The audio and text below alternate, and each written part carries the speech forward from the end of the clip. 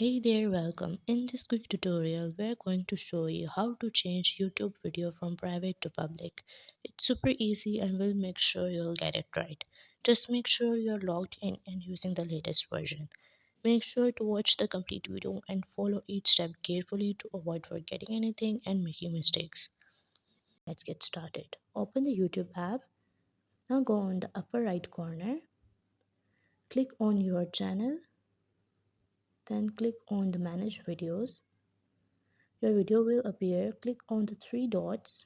Now click on edit. Now you have to select visibility, which is private. You have to convert it into public. Now your video have been public. Click on save button, which is present on upper right corner. Now your video have been public from private to the public.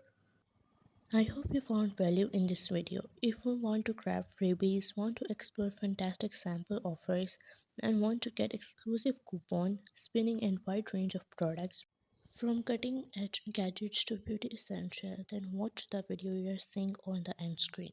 Also, please consider showing your support by commenting, liking, and subscribing to our channel for more valuable content in future. Your engagement is highly appreciated. I wish you very good luck.